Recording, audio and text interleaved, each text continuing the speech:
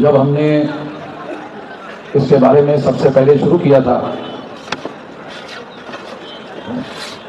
जब सबसे पहले हमने शुरू किया था तो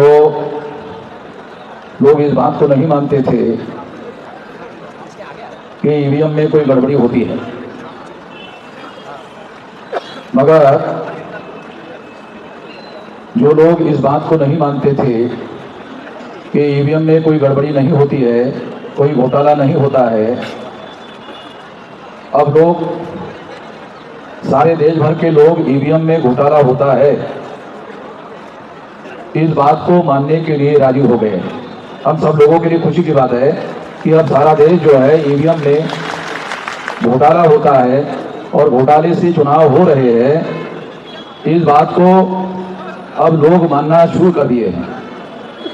2019 के चुनाव में चुनाव आयोग ने ये कहा था कि ये जो डाटा है, ईवीएम मशीन का डाटा है, पेपर ट्रेल का डाटा है, इसे साल भर सुरक्षित रखा जाएगा।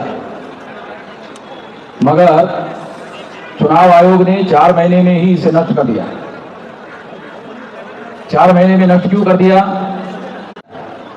इसलिए चुनाव आयोग को ये चीज मालूम होने की वजह से इसे चुनाव आयोग ने साल भर सुरक्षित रखने के बजाय 4 महीने में ही नष्ट कर दिया। थोड़ा आप लोगों को बातें समझ में आ जाए, क्योंकि जो बात मैं समझता हूं वो बात आपको भी समझ में आ जाए कि ईवीएम मशीन को किस बैकग्राउंड के तहत लाया गया, तो आपको ये बात समझ में आ जाएगी। काशीराम जी ने ये नारा लगाया, वोट हमारा राज तुम्हारा, नहीं चलेगा नहीं चलेगा नहीं चलेगा। ये काशीराम जी ने नारा लगाया था। तो भारत का जो शासक वर्ग था उनको ये लगा कि जो लोग शासक चुनने का काम करते थे और दूसरे ही लोगों को शासक चुनते थे, अब कहने लगे वोट हमारा राज तुम्हारा, नहीं चलेगा नहीं चलेगा।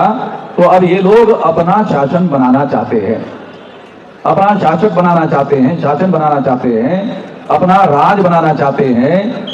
आप लोगों को याद है या नहीं है मालूम नहीं कि 84 को 14 अप्रैल 84 को काशीराम जी ने बहुजन समाज पार्टी बनाई और 81 में 6 दिसंबर 81 को उन्होंने एक संगठन बनाया था DS4। कुछ लोगों को जानकारी होगी, कुछ लोगों को जानकारी नहीं होगी। हम तो इस आंदोलन में शुरू से संघर्ष में शामिल होते रहे। तो DS4 के द्वारा भी चुनाव लड़ा गया था और चुनाव लड़ने की वजह से इस देश के शासक वर्ग में यह मैसेज गया था कि अब ये लोग शासक चुनने का जो काम करते थे, क्योंकि वोट के अधिकार में 2 अधिकार शामिल है, ये समझने की जरूरत है हमारे लोगों को।